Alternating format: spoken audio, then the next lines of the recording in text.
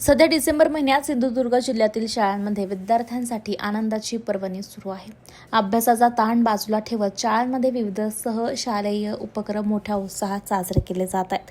वनभोजन, शैक्षणिक सहली, क्रीडा सप्ताह, वार्षिक स्नेहसंमेलन आणि गॅदरिंगमुळे शाळा परिसरात चैतन्याचं वातावरण पाहायला मिळते.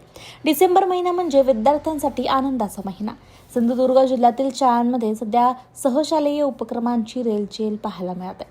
वनभोजन आणि शैक्षणिक सहलींमुळे विद्यार्थी निसर्गाच्या सानिध्यात शिक्षणाचा अनुभव घेत आहेत, तर क्रीडा सप्ताहामुळे खेळातील कौशल्य, संघभावना आणि स्पर्धात्मक वृत्ती विकसित होते. वार्षिक स्नेहसंमेलन आणि गॅदरिंगमध्ये विद्यार्थ्यांना नृत्य, नाट्य, गायन अशा कला सादर करण्याची संधी मिळते. अनेक सुप्त गुणांना वाव मिळतोय. अशा सहशालेय उपक्रमांमुळे मुलांचा आत्मविश्वास वाढतोय, संघात काम करण्याची सवय लागते आणि त्यांचा सर्वांगीण विकास होतोय. पालकांच्या दृष्टीने देखील हे उपक्रम महत्त्वाचे ठरतात. मुलांच्या व्यक्तिमत्व विकासासाठी ते उपयुक्त असल्याचं मत त्यांनी व्यक्त केलेलं आहे. याबाबतच शिक्षिका सीमा पाटील यांनी आपली प्रतिक्रिया दिली. पाहूयात त्या काय म्हणाल्या. सुंदर वातावरण आहे. डिसेंबरमध्ये जनरली सगळ्या शाळांमध्ये सहशालेय उपक्रम आयोजन होतं. आमच्याही शाळेमध्ये यावर्षी डिसेंबरमध्ये आत्ताच वनभोजन झालं, शैक्षणिक सहल पण जाऊन आली आणि मुलांनी खूप उत्साहाने सगळ्या ठिकाणी एन्जॉय केलं. आणि त्यानंतर आत्ता तुम्ही पाहत असाल तर आमचा क्रीडा सप्ताह चालू आहे.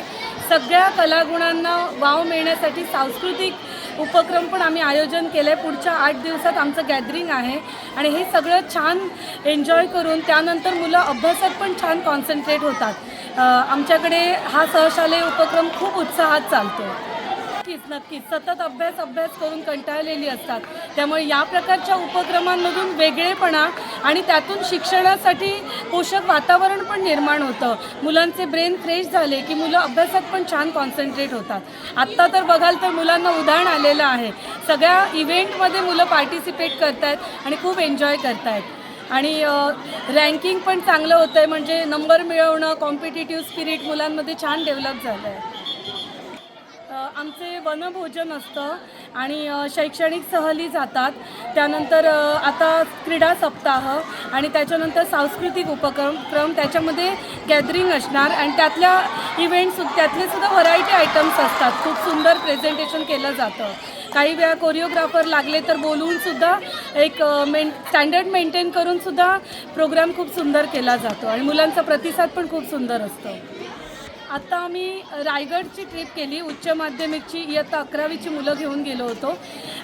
त्यामध्ये बॉईजना आम्ही चढायला दिलं होतं. तर 1 तासात मुलांनी उत्साहाने गड चढले आणि वर जाऊन सगळे पूर्ण गडाचं चित्र, फोटो काढून सगळी भेट देऊन, ऐतिहासिक ठिकाणं भेट देऊन माहिती मिळवली. 12 वाजेपर्यंत मुलांनी जवळजवळ सगळा गड बघितला आणि मुलींना आम्ही रोपवेने नेलं, एक वेगळा अनुभव म्हणून. आणि मुली कदाचित चढू शकणार नाही तर त्यापेक्षा रोपवेने सेफ, तर तो रोपवेचा पण एक वेगळा आनंद मुलींनी घेतला आणि वर जाऊन सगळी स्थळं बघितली आणि 1 वाजता सुखरूप आम्ही पुन्हा गड उतरलो. खूप थ्रिलिंग आहे.